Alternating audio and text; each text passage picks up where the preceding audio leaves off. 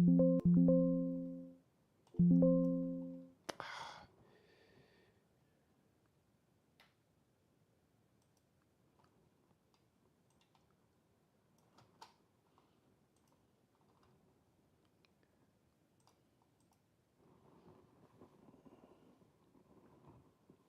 the fuck? Oh, God damn it. When Geraldine and I tell our girls about growing up in the 80s and 90s, it's like talking about a whole different planet. We used to play outside till the street lights came on. We drank straight out of the water hose, ran everywhere, explored, got lost, got hurt, busted our knees, our heads, and our butts. Nobody knew where we were, what we were doing, or who we were with. I'm Chris Jones. I'm a rocket scientist, a minister, and a girl dad. And I have a theory about why childhood and everything else feels different now. Because gravity hasn't changed, but the price of a trip to the hospital has. Blue jeans, Jordans, gas, groceries, and health insurance. Everything is more expensive, and it's scaring us out of risk, innovation, and the joy of life itself. It was more affordable to fall, to fail, to get back up. And our parents trusted America enough to let us run free. Bankruptcy was for gamblers and crooked real estate developers, not middle-class families, not teachers, not cancer patients. I'm running for Congress because the fall of the American working class wasn't an accident. It was a political decision. Meet my congressman, French Hill, the most powerful banker in America. He's my opponent, but he's your problem too. He chairs the Financial Services Committee and fights anything that looks like consumer protection. The law to limit overdraft fees to $5. This is a change that could save American households $5 billion in overdraft charges every year. French Hill killed it. Yep, they even found a way to make being broke more expensive. If there's anybody who's gotta go, it's him. I'm blessed. I studied hard, earned 2 degrees from Morehouse College, then 2 masters and a PhD from MIT. I married my best friend, who's a combat veteran and an ER doctor. God gave us 3 beautiful daughters, and along that journey, I earned the votes of 319,000 Arkansans who believe we deserve better. I have good news for you. You can still go outside till the street lights come on. We call it organizing. Just you and a few friends fighting for your freedom, standing up for each other. We have 12 months to win this election. We have a poll that makes this a 1-point race and a grassroots organization that has been growing for 3.5 years. This district is full of fighters. We're doing the hard work, and we need you to join us. It's time for a little comedy, a little content, and a lot of conversation. It's the Geno Jones Show, exclusively right here on YouTube. Now here's your host, Geno Jones. Hey, what's happening, everybody? What's happening? It is showtime. Geno Jones Showtime. How we doing? I hope you had a great weekend. I got a great show for you. So Monday through Friday, my normal days and start times. Monday through Friday, 7:30 p.m. Eastern, Central Time, Chicago, everybody on Central Time. Stand up, 6:30. Live in Los Angeles, Las Vegas, and everybody out on the West Coast, 4:30 in the afternoon. Like, share, and subscribe. Let me say that again. Like, share, and subscribe. Programming note, no live show this Friday. Is hockey season. For my regular viewers, you know, hockey season, we have a hockey team here. The South Carolina Stingrays, they are in the Kelia Cup playoffs. Let's go Rays! So they won game 1. They lost game 2. Game 3 is tonight in Atlanta. Then they will definitely be back home for game 5 on Friday night. So the king of MCs got to bring them some good luck. So, but we're here today, and we'll be here for the rest of the week. All right, once again, like, share, and subscribe. I got a great show. I have two special guests. You've seen both of them. One you haven't seen in a very long time, and then one you've seen who's going to be making history, who is an incredible brother and my cousin. We've adopted each other, but we believe we share DNA for real. You've seen it when I bring it back on. those who've been watching for a while, you guys kind of know the story. So I'm really excited. We got Dr. Chris Jones, who is running for Congress in the United States House of Representatives. When he wins, we're speaking that into existence. He'll make history as the first black lawmaker in the U.S. Congress in the history of Arkansas, which is crazy. It's a whole nother story. He can talk about that better than me. Speaking of history, shot Michael the movie. Yes, it made history. Michael Jackson is still breaking records and making history. $97 million it made at the box office here in the U.S. $217 million worldwide. Broke the record for the biggest box office for a music biopic in history. It beat a Straight Outta Compton opening weekend story about NWA that made $60 million. Bohemian Rhapsody, the biopic about Queen and my man Freddie Mercury, another one bites the dust, and another one, and another one, and another one bites the dust. Hey, and then, we are the champ. But the one for the black folks was another one bites the dust. Pop. So, but Michael beat it all. All right, first, shout out to Jafar Jackson. Oh my God, this brother, this young fella, 29 years old. Now, he's Jermaine's son, but he looked like his uncle. He looks more like his uncle than his daddy. Yes, and he didn't embody Michael. He was Michael Jackson. His speaking voice and his dance moves, it'll take your breath away. You have to see it. If you like Michael, you're going to love it. If you love Michael, you might lose your damn mind because it is just, it is that amazing. Speaking of amazing, and the little kid, I can't think, and I didn't put his name in my notes. Shout out to the little young brother that played little Michael Jackson. I mean, this little brother had a little camel walk. He was killing it. I said, boy, you're going to do that thing over there. Do that little camel walk, man. Shout out to my girl Nia Long, who says she don't like dudes her age. She dating the young boys. I guess, man, Ime Udoka, you messed it up for all the bros, man. Damn. But at least she didn't give up on the brothers yet. That's yet. We'll see. But Nia Long killed it. She played Katherine Jackson. She did an incredible job, and she embodied the essence of Mother Katherine Jackson's spirit, who is still living. She is still with us. She's in her 90s, and she's always had a beautiful, benevolent, caring, compassionate sense of empathy, emphatic spirit. Is the best way to put it. So I'm really excited. But now, first I'm gonna say the real bombshell for last. Now, shout out to Deon Cole.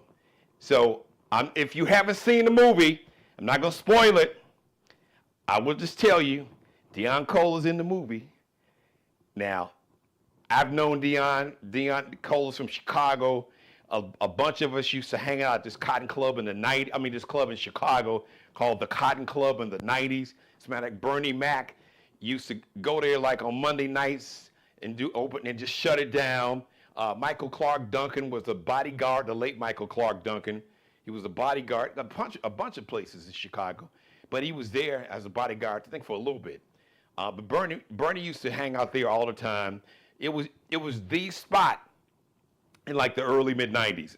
Really like the early 90s, mid-90s. And Deon used to perform down at the Cotton Club. Like they had this open mic, and they had because Chicago's got some killer comics. I'm not gonna tell you who he played, but he did a good job, and he wasn't cracking jokes. There was a scene with him and Coleman Domingo as Joe Jackson. All I'm gonna say, for the Academy, and I know you all not gonna do the right thing, you own some, some BS, some ish, but there's no way that Coleman Domingo should not at least be nominated. Actually, I can't imagine anybody having a better performance. I don't care who it is. than Coleman Domingo playing Joe Jackson. Coleman Domingo was Joe Jackson. I mean, he had Joe Jackson's vibe and spirit and just his energy and the way he was moving. He was Joe Jackson. You know what I'm saying? He was Joe Jackson all the way down to the belt.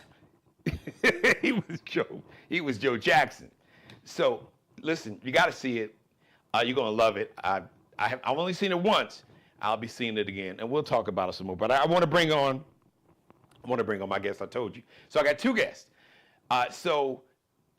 Guest A, well, A and A, he's a Morehouse man with not one, two master degrees and a PhD from MIT. It's a brother. Oh, he's a minister, former NASA engineer. So you hear people talking about, well, you don't have to be a rocket scientist. Well, he is. He's a real live one, real live one in the flesh. And he is running to be the very first black person to become a member of the United States House of Representatives. As a matter of fact, the first black person in the history of Arkansas to join the United States Congress. It's like, that don't even sound right. And, ladies and gentlemen, their co-host, and then there's the blueprint. There is the origin story. There's the source code. Ladies and gentlemen, there she is along with Dr. Chris Jones. Yes, the source code herself is back. Ladies and gentlemen, the number one guest co-host, soon to be Dr. Kelia Karson. Welcome back, Kelia, along with Dr. Chris Jones. So, Dr. Jones, what's going on, cuz? Hey, what's going on, cuz? Always good to see you and hear you. Keila. Yes. Get that PhD. That's what I'm talking about. And you got the fly glasses to go with it. Yeah. For all that studying and writing. Bro, I understand. Yeah. Let me just say this. The best PhD is a done PhD. Listen. Get it done. From your mouth to God's ears. Yeah. But it's tough, and I don't need to tell you. So you got it in you, though. You got it. I already see you got it in you. Thank you. Oh yeah. Thank you. Yeah. And congratulations to you on all of your accomplishments. Thank you. To God be the glory. Literally on everything. Key, that's a hell of a resume, isn't it?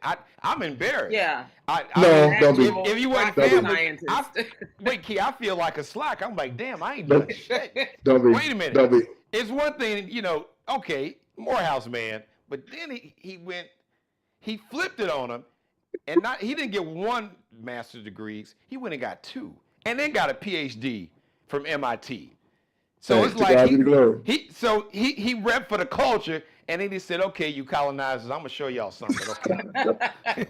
I hate what y'all saying. So I'm just gonna show you how the Morehouse men get down. Don't think now. Don't get it twisted. I ain't gonna just get one master's. I'm gonna get two, and then I ain't gonna be done. Then I'm gonna get a PhD just because. You're a mess. I love it. Wait, and he's a minister. Yeah. And a former NASA engineer. But you missed the two best titles. Husband and father. I'm a husband of 23 years to a Howard grad who went to Harvard, who was a combat veteran, and she saves lives at night. An ER doctor, right? An ER doctor. And I'm the dad of three amazing, beautiful, wonderful, brilliant, extraordinary, and make me pull my hair out girls. But listen, Key, I know he's running for a seat in Congress in the House of Representatives, but with that resume, you need to run for president because it's like. Hey, listen, step by step. But hey, we stand in this flow, and right now, I know that Arkansas, we got some change that needs to come right now. But with that resume, you could just throw that resume at just boom. You know what's funny though, cuz. Hey, do one thing, cuz. Crank your mic down a little bit, cuz I don't want you to be too Your audio will be too hot if you can turn it down just a skosh. Okay. Let me see if I can do that because I'm over here excited. I know. I love you and me both. We always get excited anytime we get a chance to We be on do. camera together. I'm gonna just turn myself down. Okay, then that's cool. You can do that. That's cool. We good. Yeah, you can do that. You give me the thumbs up if I'm a little You too can do loud. that. So listen, because I was just talking about you being a NASA engineer. So I mean, there's so much I want to cover. I just want to get your perspective on what happened with the Artemis 2. Artemis 2. Artemis 2. Yeah. That was the furthest that any space vehicle traveled from Earth. Is that correct? Any human, any man, any human, yeah. And we've had vehicles go much further. Okay, but not manned. Yeah, man, with humans in it, and it was the first time we went on the other side of the moon. Right. So explain that to people who don't understand. Yeah. You got I don't have one. You got let's say you got a ball here and a ball here, right?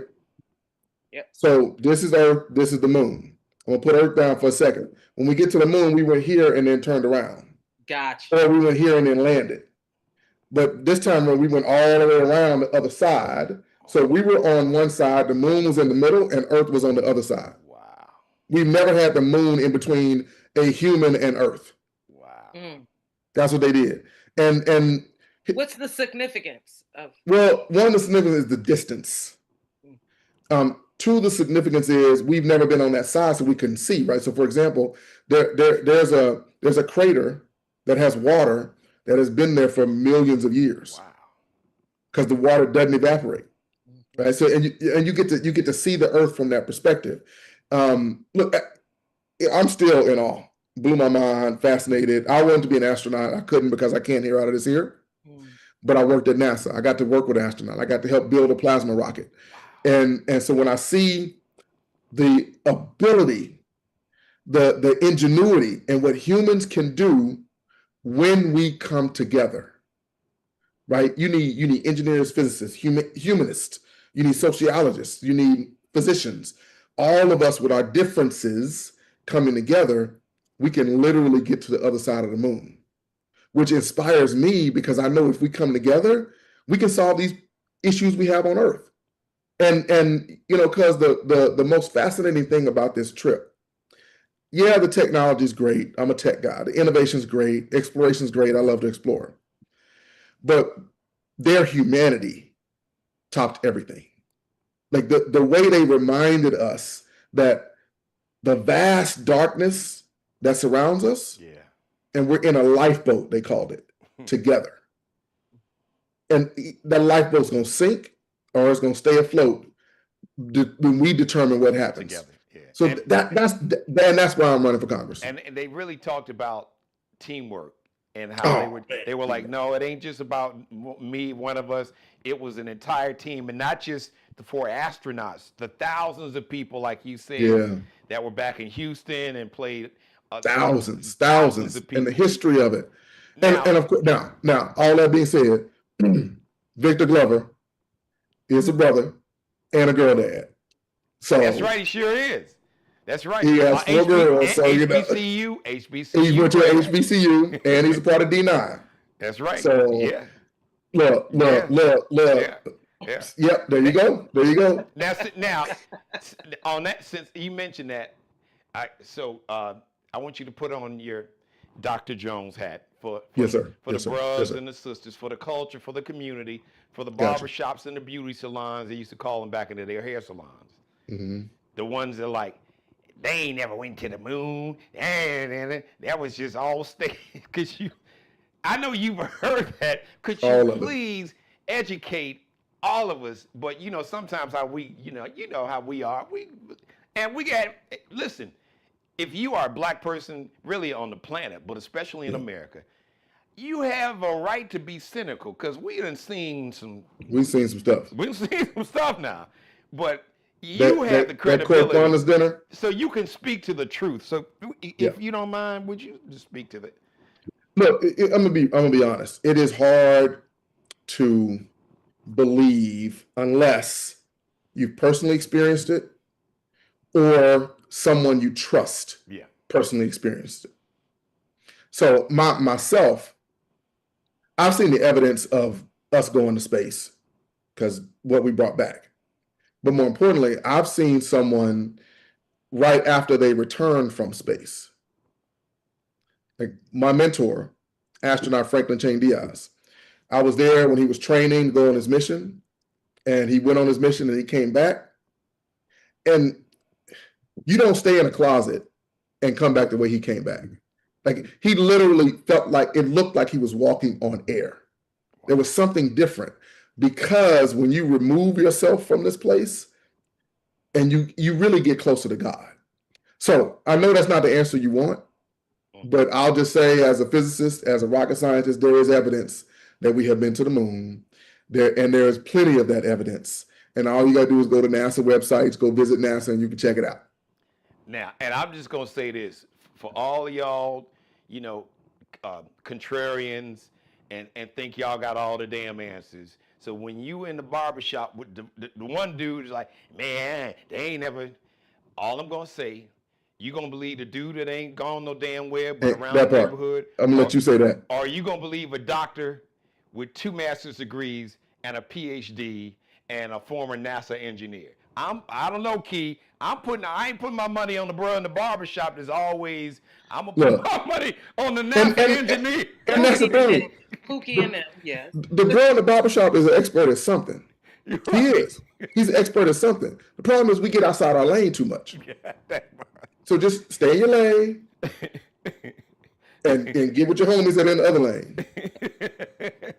So let's. I want to congratulate Dr. Jones, Kelia, winning his primary. Yeah. Handily. And, handily. We won it with 93% of the vote. Yeah. I'm still in your thunder, huh? And I want to shout out Gary Chambers. I love the conversation you all had. So Gary Chambers, he's run for office in Louisiana, and he puts out great content. And the brother is about the numbers, Key. You would love him. He got the receipts. He got some numbers now. He gonna have some numbers. He gonna tell you how many folks in the county, in the district, in whatever he got them down. I mean, he's got the data down. But it was a great conversation, and he's always talking about how the South it's not red, it's underrepresented. And it's non-voting. Yeah, it's that part. It's non-voting, and it's non-voting in part because we haven't been invested in. And I love how he broke it down, because a lot of times we want to say, and I will do this, right? We want to say, go get the persuadable Republicans, go get the independents, and I will do that. And I'm engaging with everyone. And I did it when I ran for governor. I went to the most quote-unquote racist places in the state because people just want to be connected, right? They want to build that trust bridge. But here's his point. There are enough of us to close the gap. Yep. And he looked at the two most populous counties, 2 counties with the most black folks in Arkansas, which, again, I knew all these numbers, right? But the way he broke it down was magical. It was amazing. And he said in those 2 counties alone, there are more, and it's true, there are more black folks who did not vote, but already were registered. Mm-hmm. So we ain't talking about registered, already registered, but did not vote. There were more than the gap of the loss from the last Democrat. Mm-hmm. So, and I'll tell you, one of the races that we compare ourselves to, because we think it's a little bit similar, the Democrat lost by 15,000 votes. 15,000 in a district that has 770-some thousand folks, in a race that usually has about 390,000 folks vote. Our people have the votes to get over the hump. Now, I want to be very clear. We won the primary with 93% of the vote. We had record turnout, and I'm trying to get everybody, because there's some black farmers hurting and there's some white farmers hurting. There's some black school teachers hurting and there's some white school teachers hurting. There's some all across the board, and I want all of them to vote. So what is your on that note, and Key, if you got a question you want to jump in, because I know you got one, Doctor. Well, because you were talking about thousands. he talked about the registered African Americans that didn't vote. But they were registered. But I think about like in 2024, you had 90 million that didn't even bother to vote. Didn't even bother. Which was folks that was registered or eligible that didn't register. How? Look, you're a great communicator because you're just you. You're authentic. It ain't, you know, he don't need. I'm lying just saying this because he don't even need like a speech writer because when you are speaking from the heart, what comes from the heart connects the heart. Yeah. But what's your strategy to get the folks that, because the biggest voting group is the couch, is the non-voter. Yeah. No, so how do you get that the largest couch voting block? So our job is to convince them to divorce the couch. They've been married to the couch. Kelia and Cuz, I was at went to an event about a month and a half ago. And I'm walking in, and there's this cat in the car, clearly had been smoking weed, cat named Z. I stopped him, and that's his real name, by the way. And he's okay with me saying that. I stopped him on the way in. Hey, what's going on? Chatting. I did my usual. Are you registered to vote? Would you vote for me? He said, no, I'm not registered. I don't do that. I ain't got time for that. It's an oppressive system. I'm not trying to be. So we talked, and I went through the usual kind of, hey, this folks died. It impacts you. None of that was working. It's understandable. And in our conversation, something just felt different. Right? He felt like a leader in his community. It was clear that he had studied, he had thought. It wasn't overly emotional.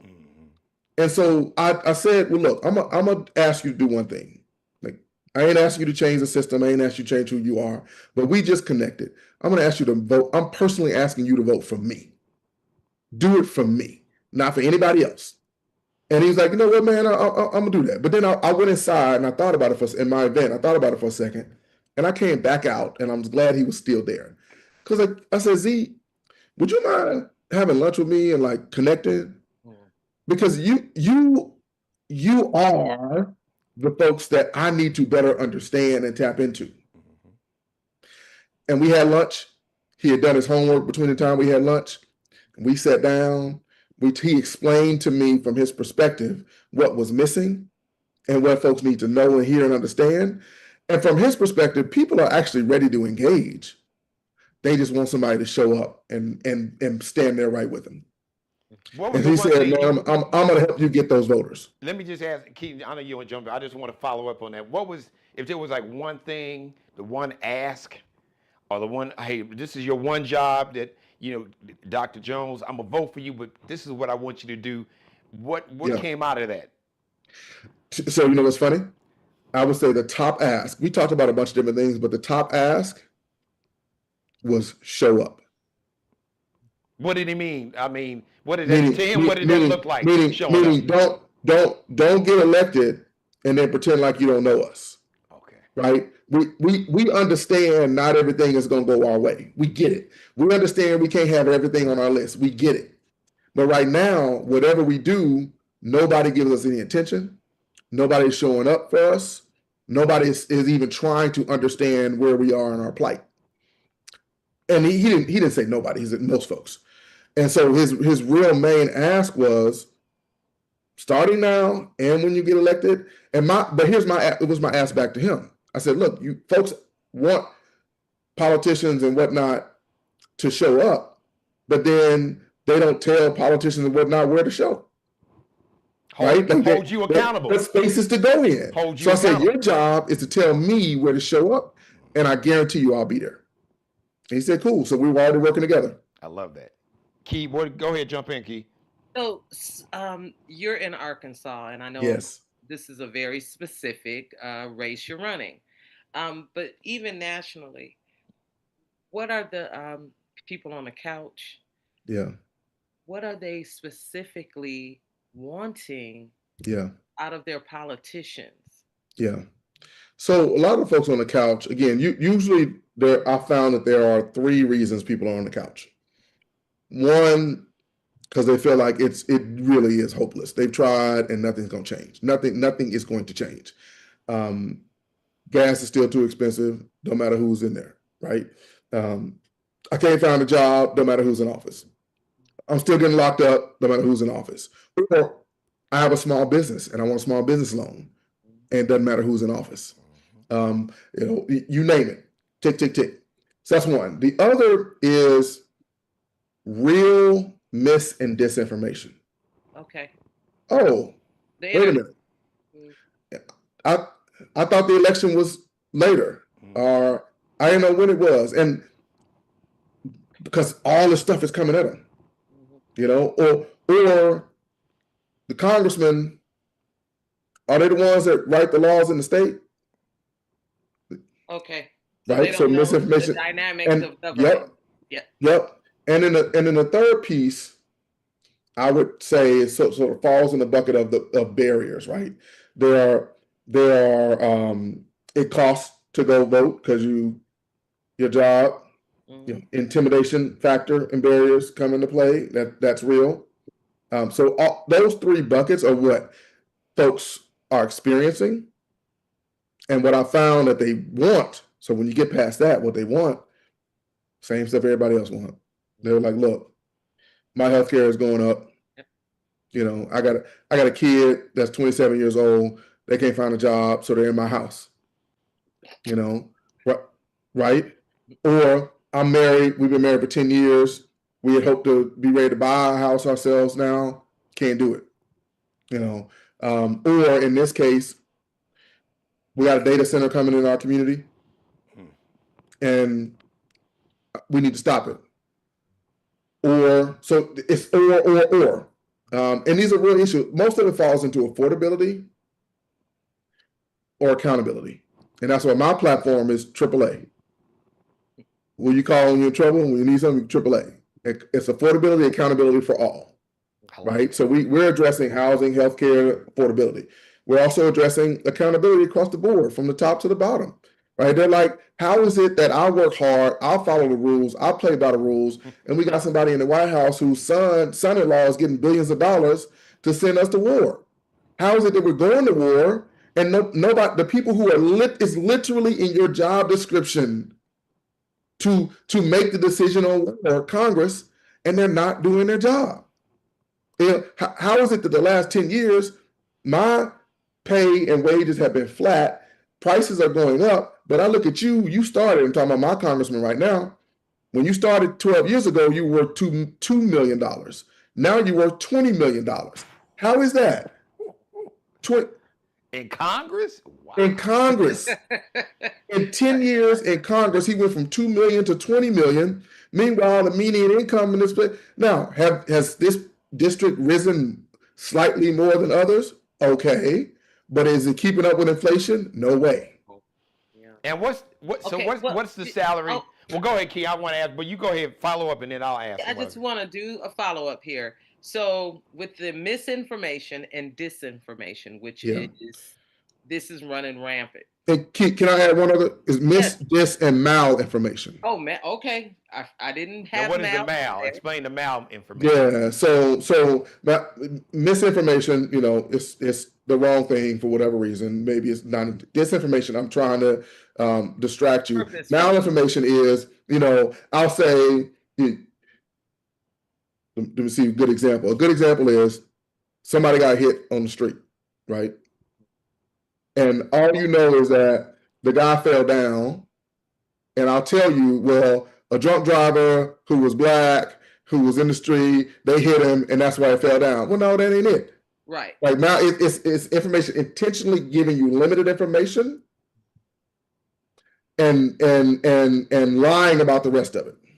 So with that in mind, you have young voters sitting on the couch. Yep. You've got to give them some direction. Yeah. So what do you say to them when it comes to your voting power and election season?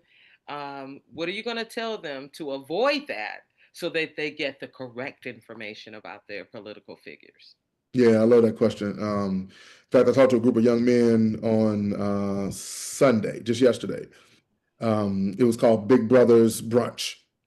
So I was on a panel, had a range of folks of all ages on the panel, but it was mostly middle school and high school kids, about 100 of them, and they were all asking us questions. And that actually came up, interestingly. And my thing was, be intentional and deliberate about limiting your trusted sources, Mm-hmm. right? Like, don't believe everybody. Like, don't believe the hype. Find the 2 or 3 people that consistently give you accurate information. And not your boy in the Check it. barbershop or your Not just in the girlfriend barbershop. The barbershop folks. No shade to the barbershop, but no shade at all. But What? again, stay in your lane. The second thing is, and kids, young kids have this naturally. Older kids tend to lose it. Adults don't have it mostly. Curiosity. Yeah. Ask questions. Ask questions. And like, ask why. Ask how. Ask why. If they do that alone, and they do it starting with trusted sources, they'll end up okay. They'll end up okay. And then, but I did give one other thing. Don't share anything if you ain't 100% sure it's true. Yeah. Just stop. Thank you. That part. Just stop. Be the domino that moves the lies. That you remove one domino and it stops falling. It stops the chain reaction. Be the one that stops the chain reaction of lies. Check it again. Check it one more time before you share it. Dr. Jones, how do we directly find out the truth about your platform? There we go. I love it. See, you got a good one, cuz. I know. Listen, I had to let her go because she's G. I'm studying for my PhD. I'm like, you stay focused. Get that. So, I'm here. I ain't going nowhere. Dr. Karson. Dr. Karson, I love that question. Thank you very much, Dr. Karson. You can go to my website at chrisjonesforcongress.com, chrisjonesforcongress.com. You can follow me on social media. Most of my platforms except Facebook are Jones4AR. Jones FOR4, so Jones4AR. Check me out. It'll be there. I'll try to post about, I'm posting about different topics and issues. Engage with me. I'm ask folks to, respond. Send me a DM if it's an issue that matters. And the other way to find out is ask people in the district, because I tend to engage with folks. So if you know somebody in the district in Arkansas, give them a call. If you see somebody online, send them a note and say, what's up with this dude, Chris Jones? What does he believe? The district you're running for, Little Rock, primarily Little Rock and some of the surrounding areas, correct? It's 2nd Congressional District. Okay. Central Arkansas.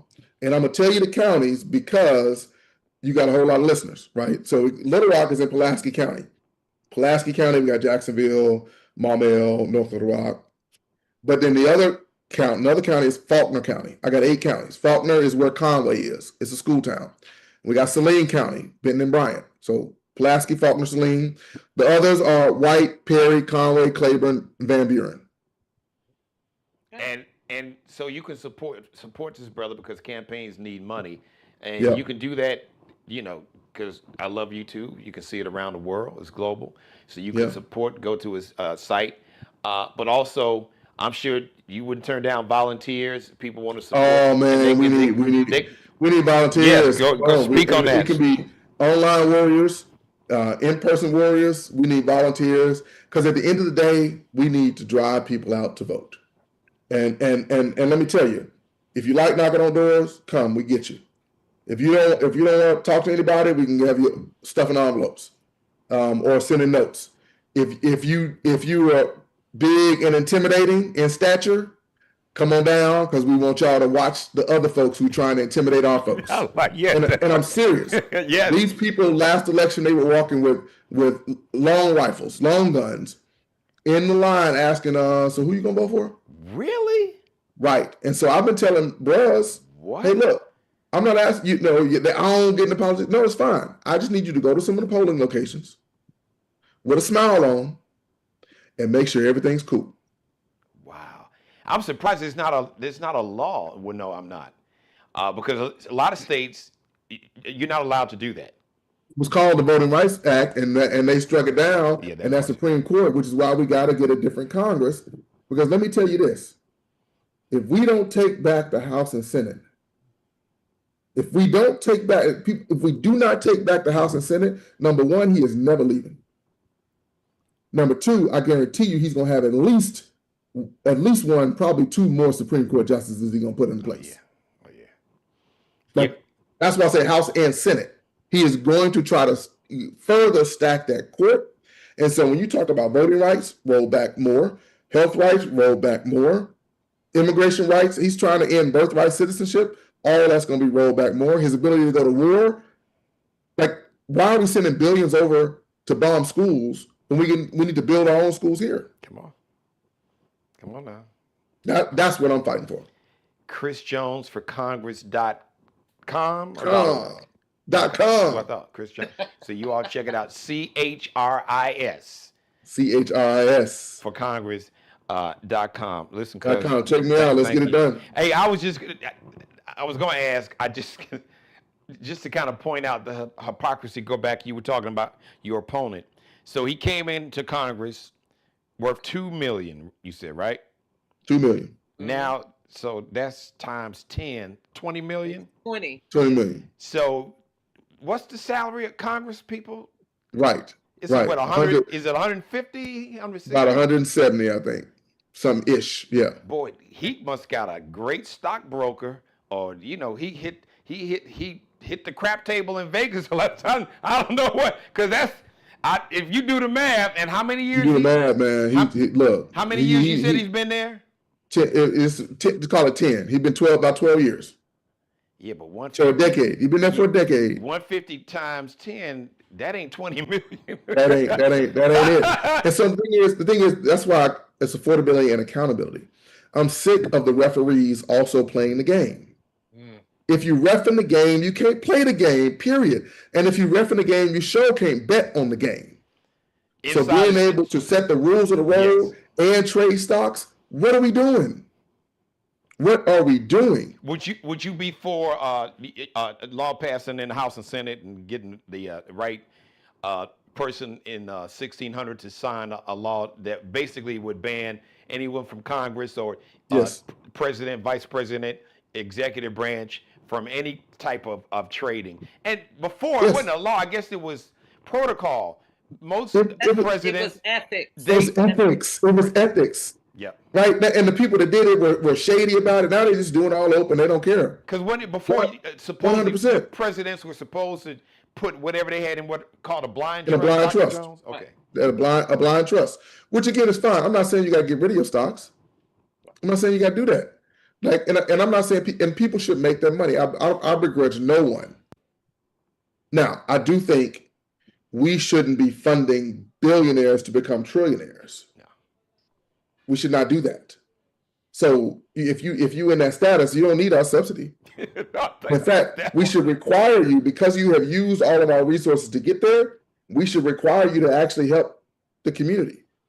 And this class of billionaires we got now, they don't pay taxes, they ain't gonna do philanthropy, they ain't impute. Like, what are we doing?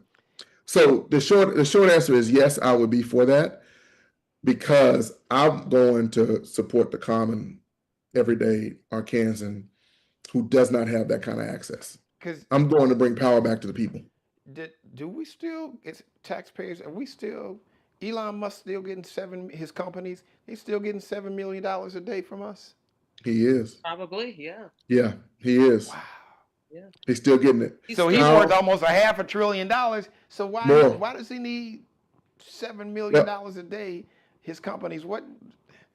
I mean, how is it that the year he's slashing jobs? I was just about to say, people whose grandparents they're paying for their grandparents' nursing home, their parents' nursing home, right? They're paying for their kids' school and their parents' nursing home. They're in a job that the reason that folks chose government jobs is for the stability. Yes. Like, it ain't gonna pay great, but I know it's gonna be. If I work hard and keep showing up, it's gonna be stable. Have a job. That was the commitment. That was the contract. That was the agreement, and he broke the contract. Meanwhile, he's $4 billion richer. Elon Musk $400 billion richer. His son making $1 billion deals with people who we're making decisions about whether or not we're gonna go to war for them. Right. Like, what are we doing? Shout out to the Saudis. They're like, no, we need you to keep on bombing Iran. Huh? Yeah. Wait a minute. So Tupac said, we got money for wars, but can't feed the poor. So between Prince bin Salman of Saudi Arabia And Mr. Netanyahu, who I listen, uh, he's Israel's version of MAGA. I said it. Dr. Jones didn't say it. I said it, and I'm standing on it. And if you don't believe me, you can just see how his administration has behaved. Not to mention Check the receipts. Ben Gvir and Smotrich, straight white nationalists. But here's my point. Yep. To what you were saying, Dr. Jones. So why is it that Saudi Arabia is getting 5.2 billion and Israel is getting 6.7 million, and people in Israel get free health care? I think maybe it might be the same in Saudi, but I'm just trying to figure out why are we doing that? And we see what's happening. How this? I just help me. I don't understand it. And in Arkansas, we have the highest rate of farm bankruptcies in the country. Wow. The folks who literally grow our food are going bankrupt. We got water systems that are failing. We had a hospital in Jacksonville close just 2 weeks ago. And when I say water systems failing, I literally mean at Jackson, Mississippi level failing. And we can't fix that. And look, and what's crazy is we're well past roads. We always talk about fixing roads. Yes, we need to fix the roads. But we got healthcare. We got food deserts. And education. Saudi Arabia is one of the richest countries on the planet. So why do they need our money? Right. And I know we have supported the government. I mean, like I said, 6.7 billion. But it's just the way Bibi Netanyahu has conducted himself. It's like, dude, really?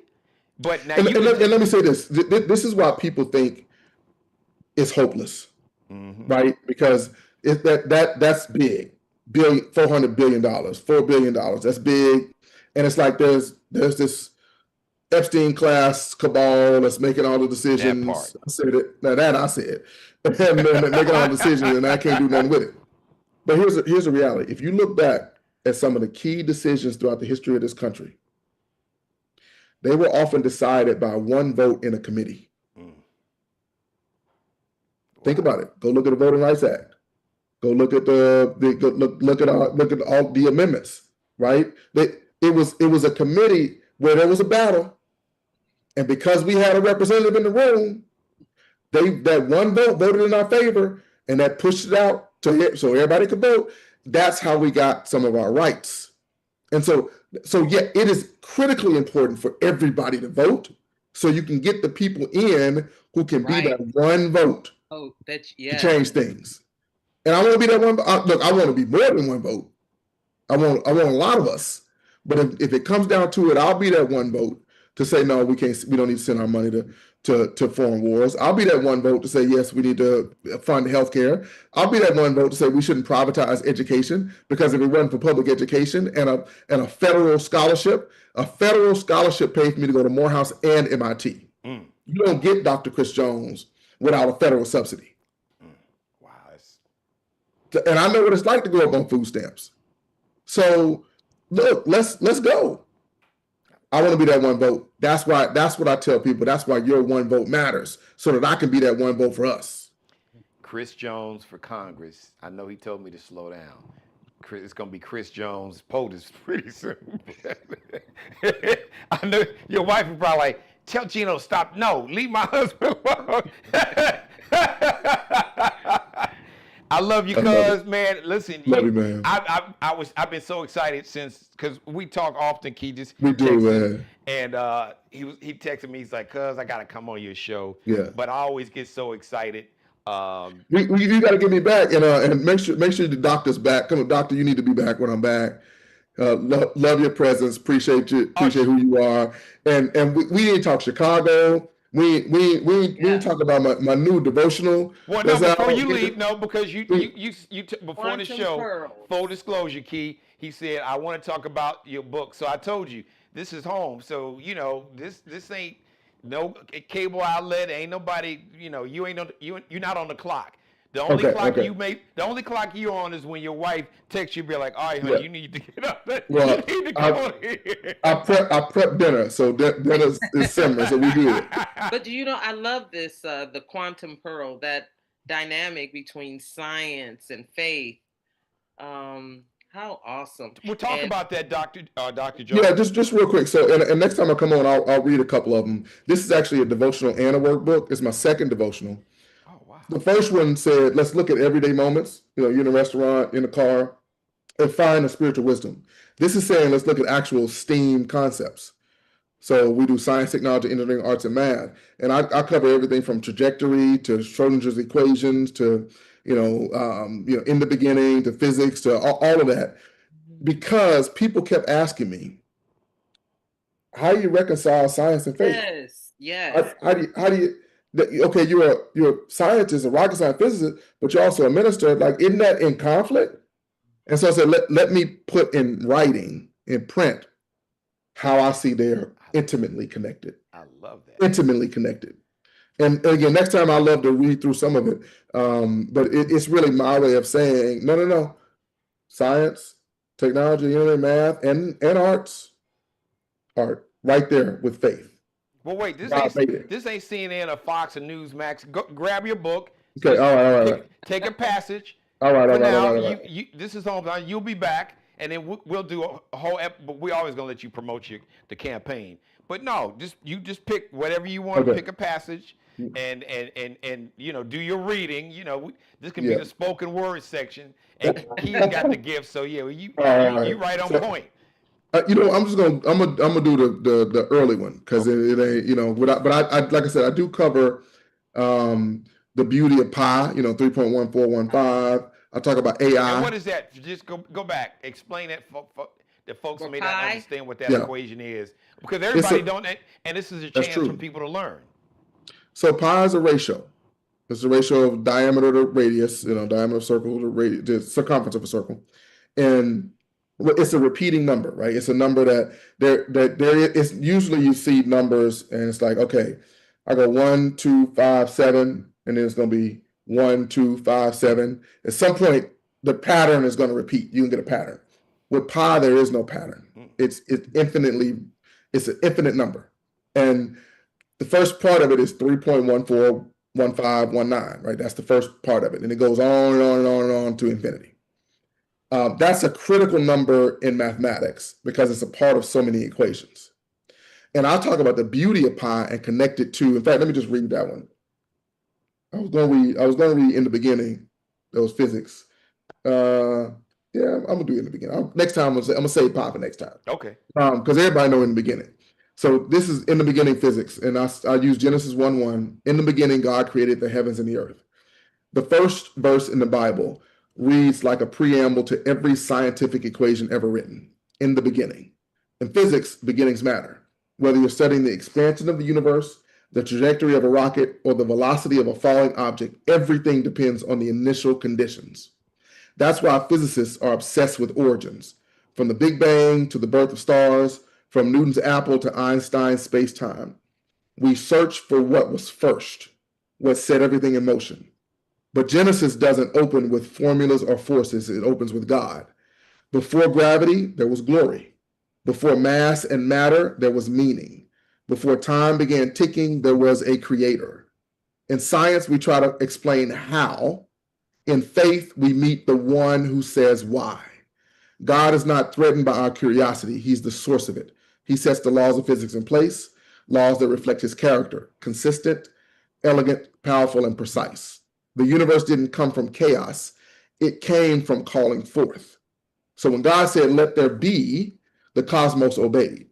Light leapt forward, atoms took shape, galaxies spun into existence, and every force he unleashed, electromagnetic, gravitational, nuclear, he also established a deeper principle, order out of nothing.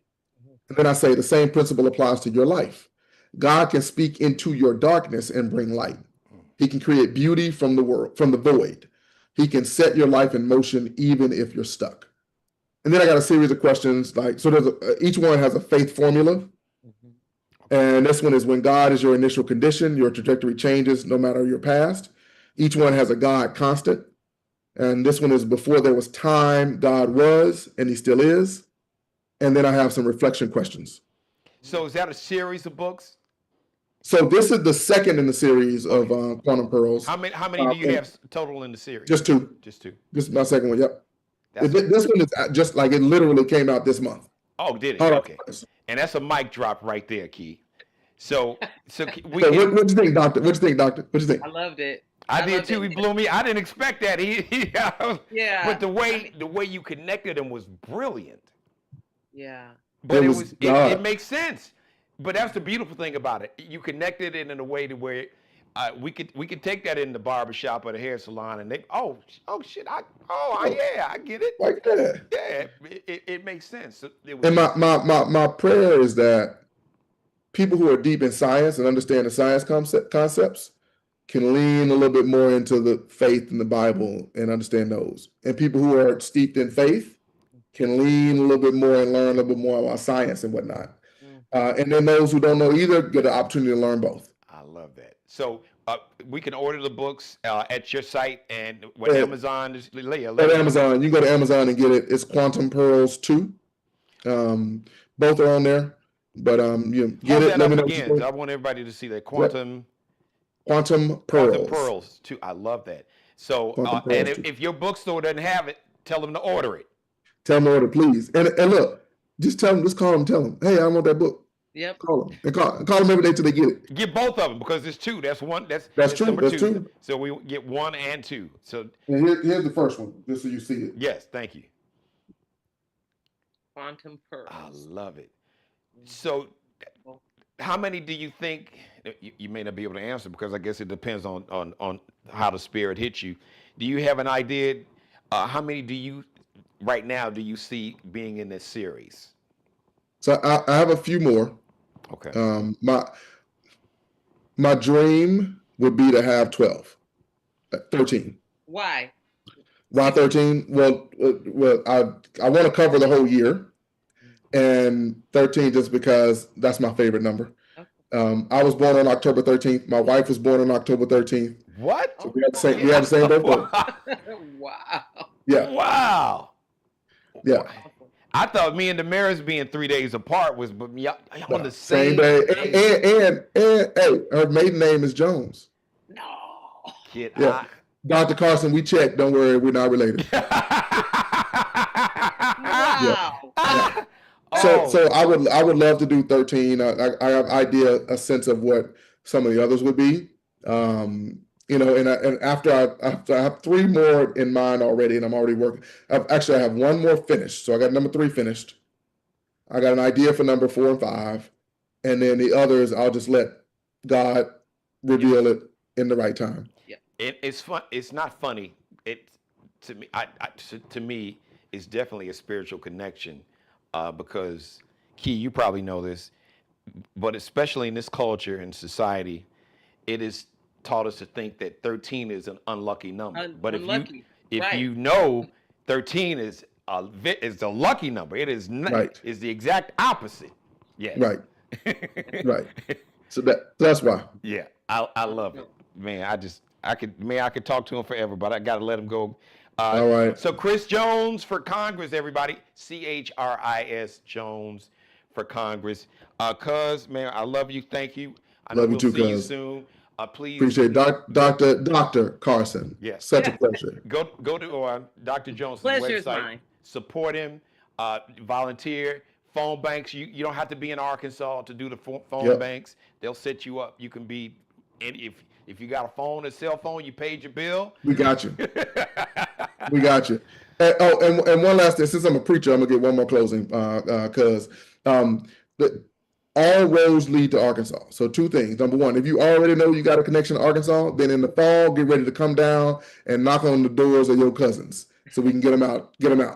And number 2, I guarantee you, if you spend the next week, whoever's listening, do this experiment. Over the next week, ask everybody you know, you got any connection to Arkansas? I guarantee you before the end of the week, somebody's going to be from here. Yeah. I already had that. See, yeah, there you go. See? Today. Earlier. Look at that. Yeah. Look at that. Yeah, with no doubt. All right, well, you got to let me know. We got to go ahead and put a calendar together when you want me to come down. I told you I'll definitely come down. Yeah, definitely. Real quick, how did your trip to Chicago work out for you? Man, it was amazing. It was so.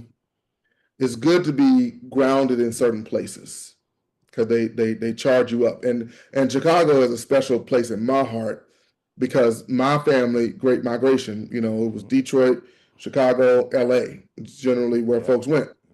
A good chunk of mother's my mother's aunts and uncles went to Chicago. And Jumped right so on I got to I-55. see family, like just straight up Yep. there. Just jumped on Um, I-55, went straight up to boom, Chicago. right there. So it was good to be back, and the event was great. Honorary host was Governor Pritzker. Arnie Duncan was a host of the fundraiser. Congressman Danny Davis was a host of the fundraiser. Wonderful. So, folks are like really galvanizing. Who's also from Arkansas, by the way, Danny Davis, Is it? Congressman Okay. Davis. That's Yes. Oh, and I put in the chat here, Joe Jackson yes. from Arkansas. No. Just so you know, from Arkansas. Are Just you so you know, serious? What, I'm serious. what part? What part of Arkansas? Just so you know, let me tell you in just a second. I knew you were going to ask that. I'm gonna tell you in just a second. Joe Jackson is from. He jumped on I-55. Because I Gary think is Gary's like a suburb of Chicago. I mean, you can get to Gary in like 30. Not even if you're on the southeast side of Chicago, it ain't even a 30-minute drive. Well, see, he's from South Arkansas, like the bottom. He's from really? he's from a place called Fountain Hill. It's in Ashley County, way down there by Eudora, by Arkansas City. And interestingly, I'll just one other quick thing. It's a couple of counties over from Arkansas City. Why is that important, right? So you got Joe Jackson, bottom county in Arkansas, South Arkansas. Arkansas County, in there is Arkansas City, and from there was Joe Johnson, Ebony Jet magazine. What? Yes. Wow. Yes. So they were both from South Arkansas. Now I've met Mr. Johnson, rest in power, Yeah. from Ebony, because their headquarters was right Right. 800 Chicago. South Michigan Avenue. Yeah. That building, yeah. So, wow, I did not know. Arkansas.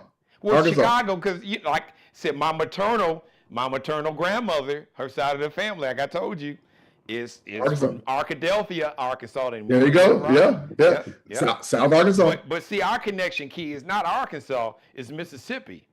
Yeah. Because I'm a Jones from Mississippi. And then when we met, I said, my grandfather was from Yazoo City, Mississippi. He's like, wait, my folks is from My dad's grandfather was from Mississippi. And they migrated. They had oil under their land, and the Klan found out. Wow. So that's the migration that had to get up out of there. And they ended up in the Delta, in East Arkansas. Wow. Anyway, we could talk forever. Love you both.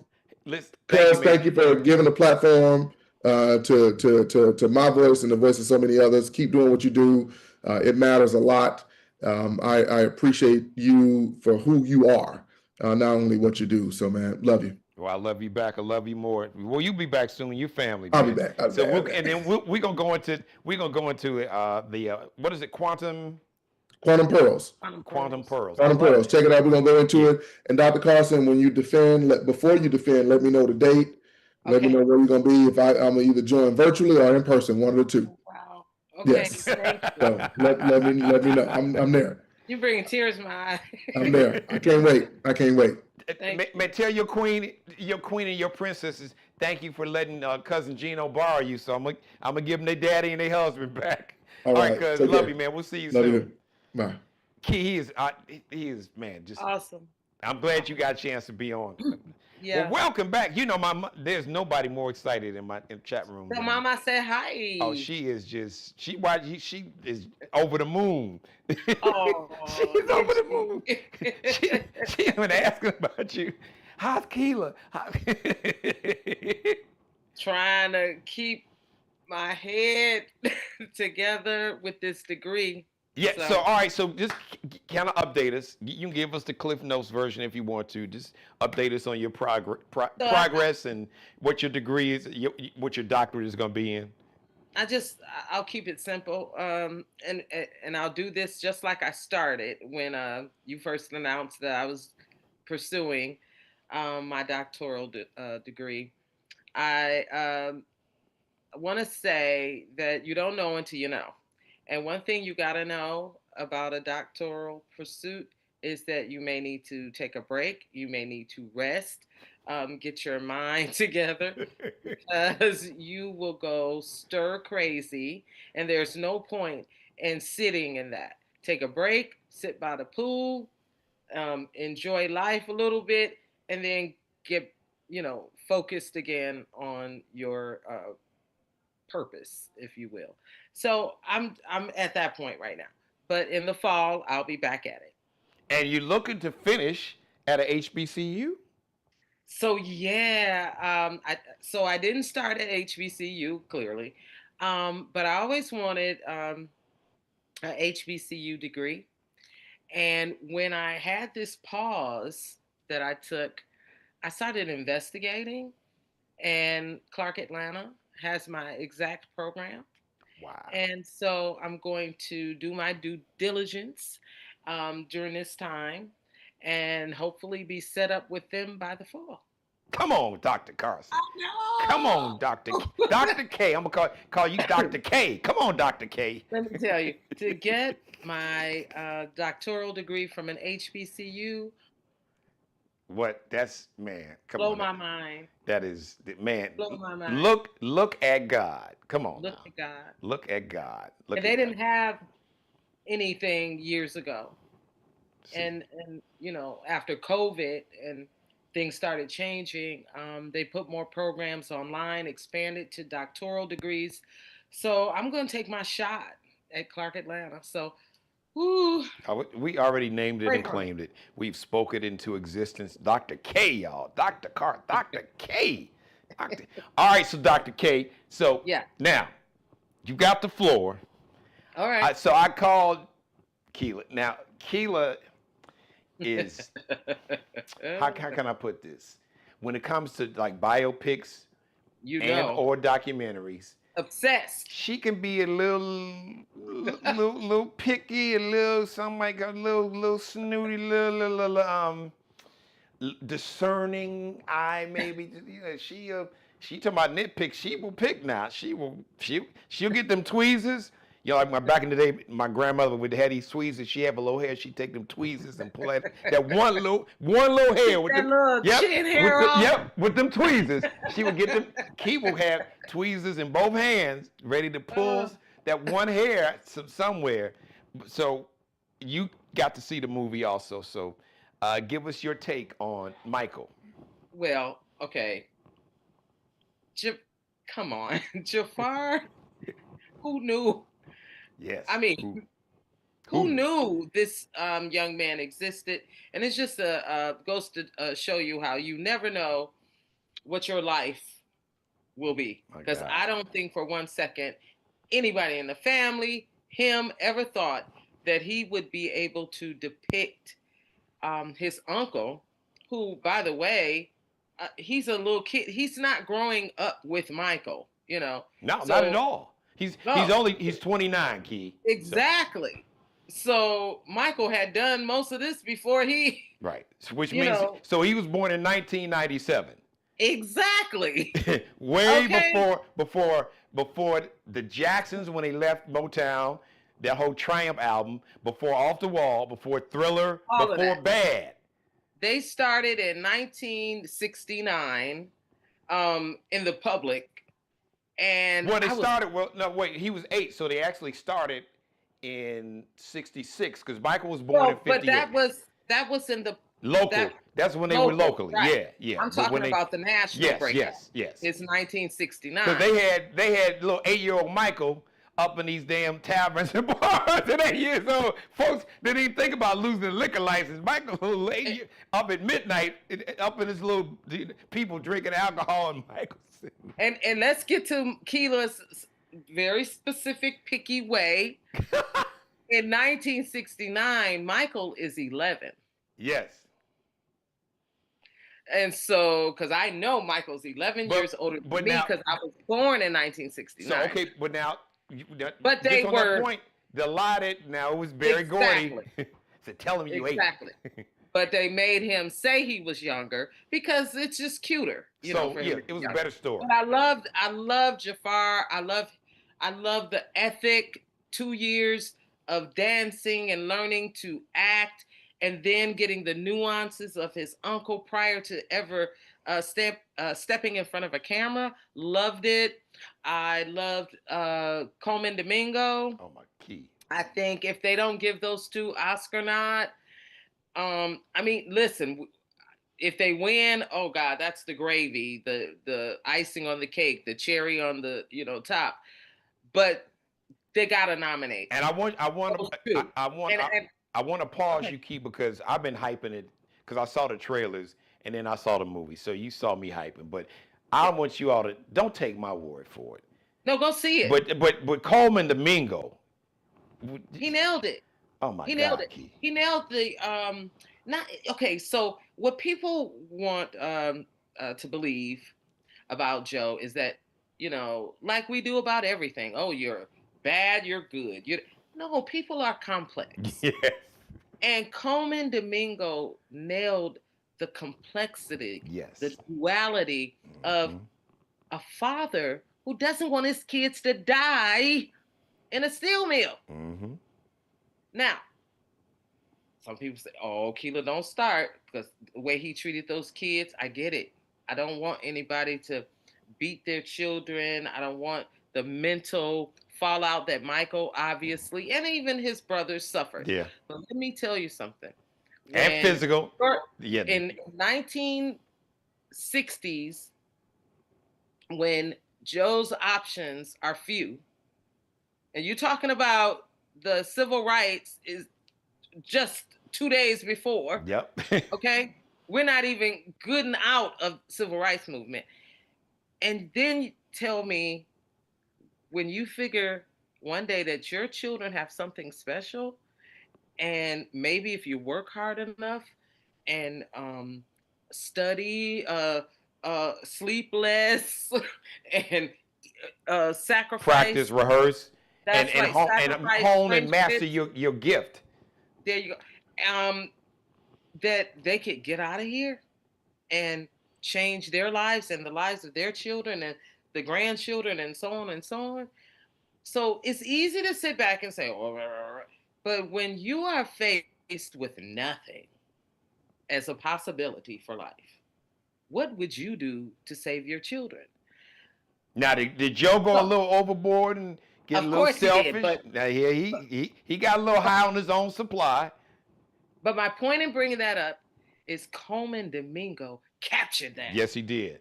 He captured that essence of, it's not just that I'm whooping on my children, I'm beating them for their life. Yeah, especially like early on when they were little boys. That was really was Yes. his drive. And yeah, he wanted to get his family out, but he really wanted to. Can he?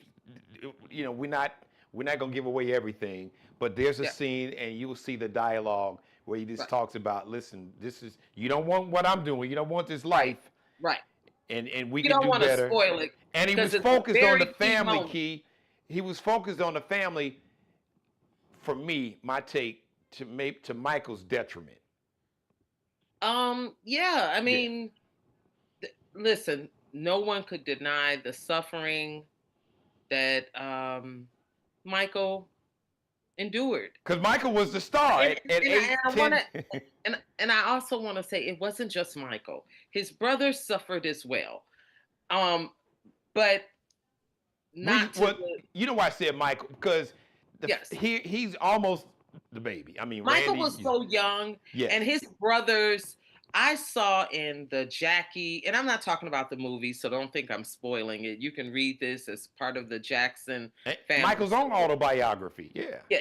Jackie, Tito, Jermaine. They stood up to Joseph and said, enough, I think because of when it started for Michael, when they started the working on the career, he's a itty bitty, right? And so he hadn't developed his any independence or any he had no childhood. He had no childhood. He had no sense of who he was personally.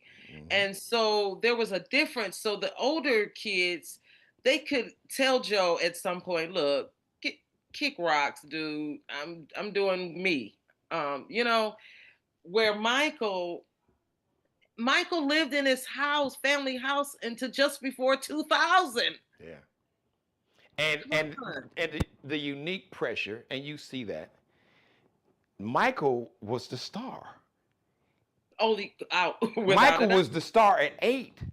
without a The doubt. only reason that people were interested in the Jackson 5 was because of this little 8, 9, 10, 11-year-old kid.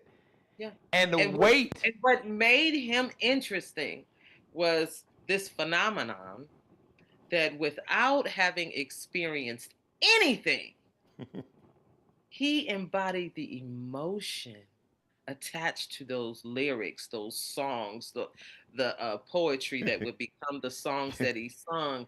And how is that possible when you know nothing about love, you know nothing about pain, and it was in him. It was just in him. And it's funny. So, all right, spoiler alert. I got to give this one line because it's to Oh, what. Geno, don't spoil. It's just this one. It's just a one little piece of dialogue because Gee, it's okay. It's perfect. It goes because when you start, I said, "Oh, right, she talking about that scene."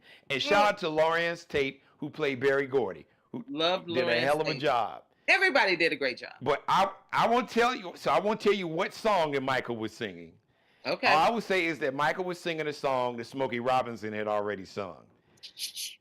And Barry Gordy's like, basically, well, what the hell you know about that? Right. And I mean, but to convey sing it like you lived it. with that, like you lived it. And that boy didn't even know how to spell pain or love or loss or, so I love the movie. Just for the record, before we go, if they make because the deal was if they could hit over 30 million opening, which clearly they blew past. They blew way past. If they hit over 30, 40 million opening weekend, the word is they were going to get right back to the table to suss out how they could do the continuation of this movie. So I'm just telling everybody it may be a 2. I want to say I have no interest in part 2. Thank you. I loved what I saw. That's what I wanted as a young Michael fan, and I could shut the book on it. Jafar did a great job, and I don't need to see any more. We talked about it last night, guys, off the record, because I hadn't talked to Key in a minute, and I asked, that conversation came up, and I said, I hope that they stop here. And you was like, yep, me. Please. They call it lightning in a bottle. You're not going to catch this kind of lightning in a bottle. No. They may even do but just sometimes you just need to know when to get up from the table. You take got them chips, to know when to hold them and know when to fold them. Go on and get them chips, go on over to that window and walk away. Trade them chips in, get your money, and keep stepping. I thought, I don't think Jafar could please me any better than he did on this first one. I am done. He put sexy in that role. Yeah, you said that last night. I was thinking about that. I was like, damn, she saw something different, but I wasn't supposed to see what you saw. But right. So for the ladies out there, let me tell you.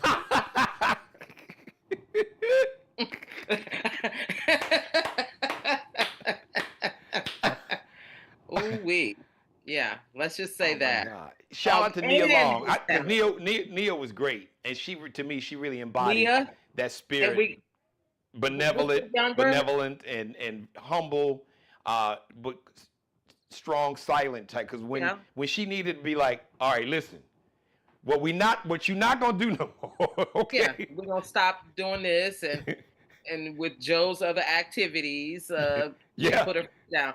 But I thought Nia did great. I thought the young actor that played Little Michael. Oh my God, he was phenomenal. Phenomenal. phenomenal. And the brother who played his longtime bodyguard, Bill. Oh yeah. Oh, loved He him. nailed it. Nailed it. And shout out to Dion Cole. Dion Cole. We won't tell you who he played. As soon as I saw, okay, well, we won't say what role he's playing, but it's not a Jackson family member now. I'm just telling y'all that. I knew it was him, and I went, oh. Well, did you know right now? See, I know Dion, and it took me because I didn't expect to see him, but that explains something he posted on social media. Him, it took me about a second and a half or two. I was like, oh, wait a minute. I was like, that's Dion. He did great. He did great. He did. And did he nail it? What a great entrance into a dramatic role in a blockbuster film for him. Yes. His career, since Blackish, is really been taken. Because he's done some movies, some dramatic roles in some other movies I've seen, but not like this. Yeah, this. Right. Yeah, because. And it was one little scene. It was one little scene, guy. It ain't. It's not a long. You just see him one time, and that's it. But he nailed it. Yeah, he did. Yeah. He nailed that under of that person. Yeah. Yeah, he did. Yeah, he was the essence of this dude. Yeah, but I'm happy for Dion. Yeah. Dion is really becoming an actor for women in my age group. His comedy is directed toward us. That's true. Yeah. So he's doing his thing. So I hope to see more of him in the future. Yeah. Shout out to Dion Cole. That's it. So that's all I got, Geno. I love it, and I don't want to see any more. Yeah, me. Just look. I know y'all want to get because I can't even imagine if it just before I'll let you go. I'm just because while you were talking and I was thinking about our conversation, I was like, what would that script look like without the bullshit? It is. You can't have the script. Can't have the without the bullshit. Without the BS. But and I don't want it. So because see, here's my thing, Key. If you gonna do this, then you're gonna have to turn over all the rocks. Yeah. What do I mean by that? Yeah. I need to see Tommy Mottola portrayed in this movie. The real, ask Mariah Carey about Tommy Mottola. The Tommy Mottola that Michael Jackson said on camera was a devil. Was the devil. You remember Tommy that, Mottola Geno? is the devil. You can pull that up on YouTube, Key. I bet they can search that right now.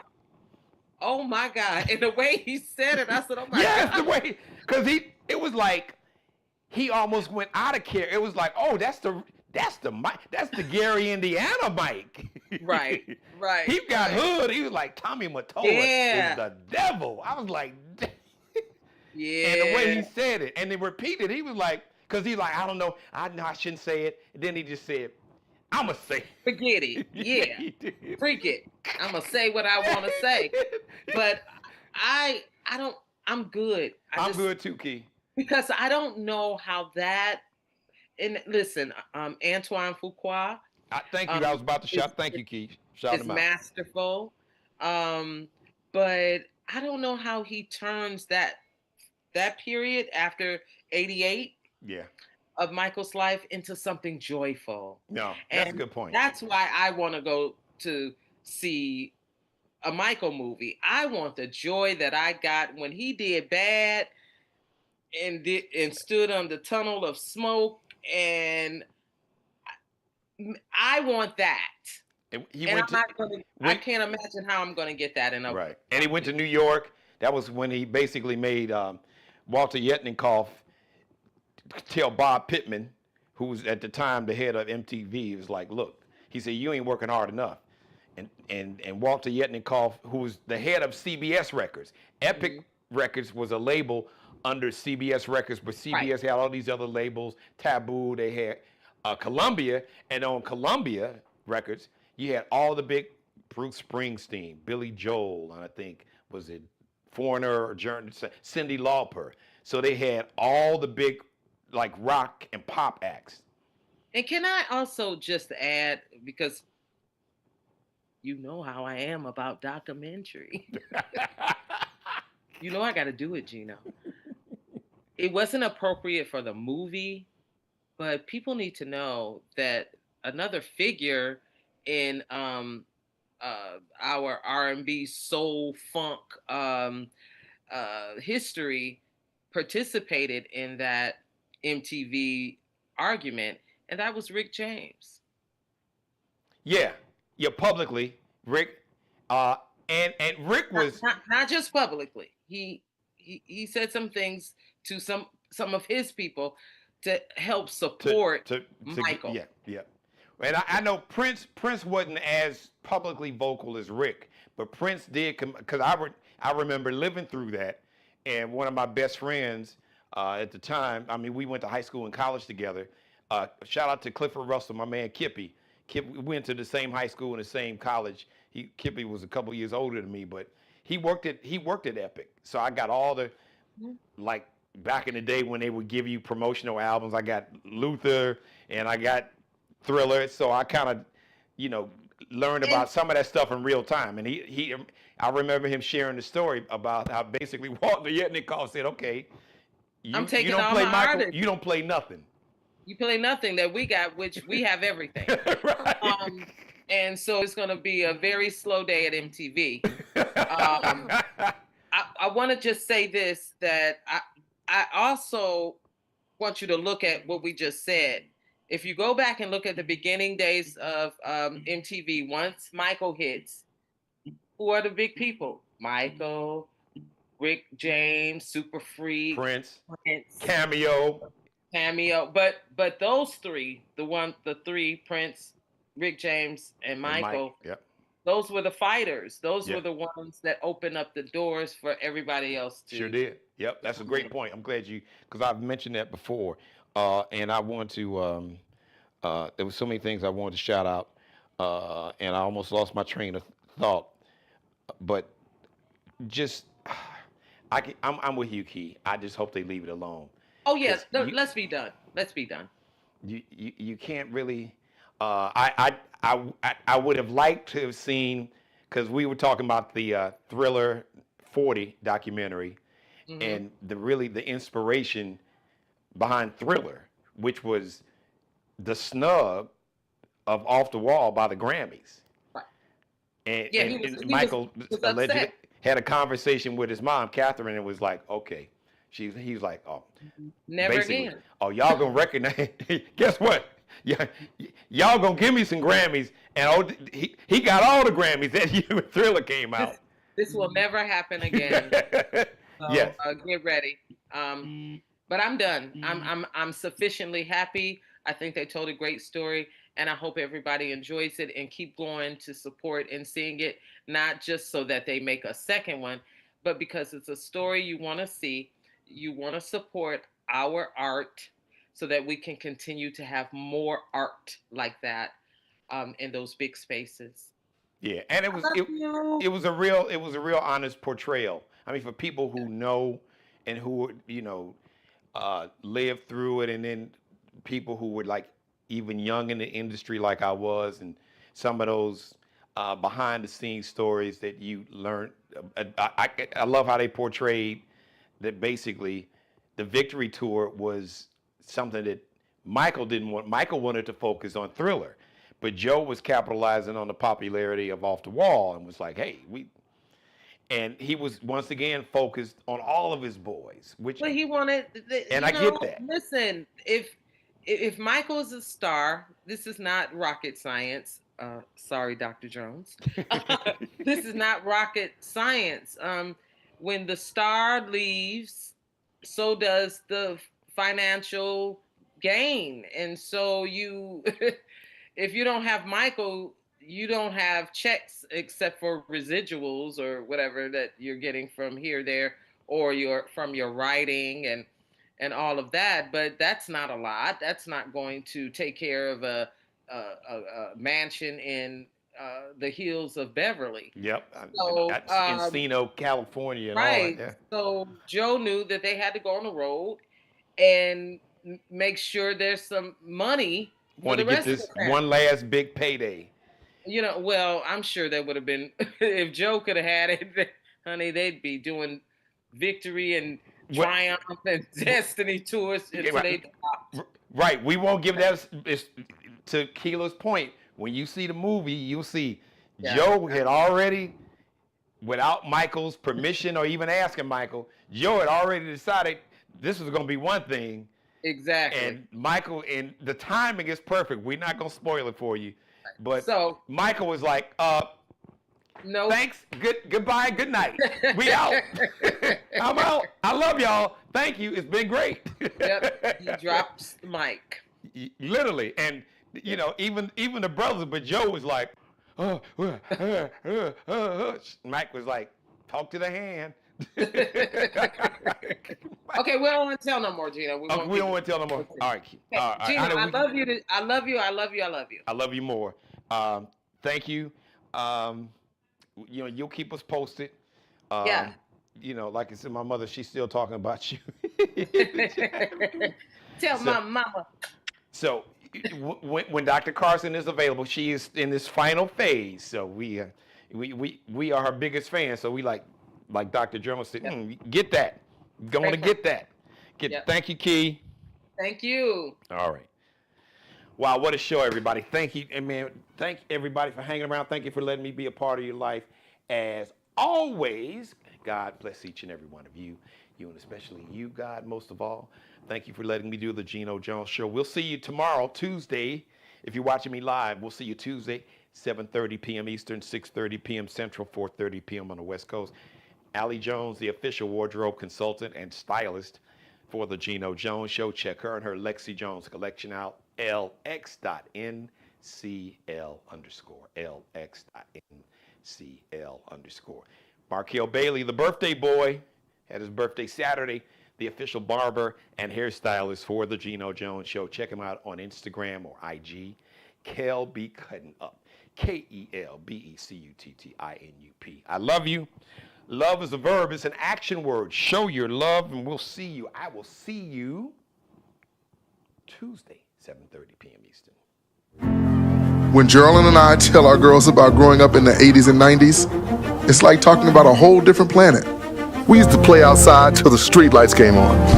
We drank straight out of the water hose, ran everywhere, explored, got lost, got hurt, busted our knees, our heads, and our butts.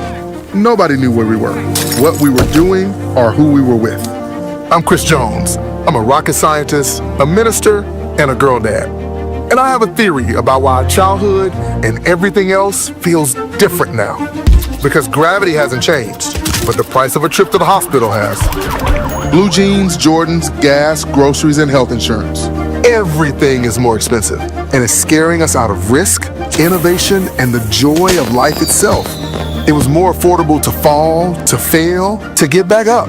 And our parents trusted America enough to let us run free. Bankruptcy was for gamblers and crooked real estate developers, not middle-class families, not teachers, not cancer patients. I'm running for Congress because the fall of the American working class wasn't an accident. It was a political decision. Meet my congressman, French Hill, the most powerful banker in America. He's my opponent, but he's your problem too. He chairs the Financial Services Committee and fights anything that looks like consumer protection. The law to limit overdraft fees to $5. This is a change that could save American households $5 billion in overdraft charges every year. French Hill killed it. Yep, they even found a way to make being broke more expensive. If there's anybody who's got to go, it's him. I'm blessed. I studied hard, earned 2 degrees from Morehouse College, then 2 masters and a PhD from MIT. I married my best friend, who's a combat veteran and an ER doctor. God gave us 3 beautiful daughters, and along that journey, I earned the votes of 319,000 Arkansans who believe we deserve better. I have good news for you. You can still go outside till the streetlights come on. We call it organizing. Just you and a few friends fighting for your freedom, standing up for each other. We have 12 months to win this election. We have a poll that makes this a 1-point race and a grassroots organization that has been growing for 3.5 years. This district is full of fighters. We're doing the hard work, and we need you to join us. Subscribe and tune in to the next episode of The Geno Jones Show, exclusively right here on YouTube.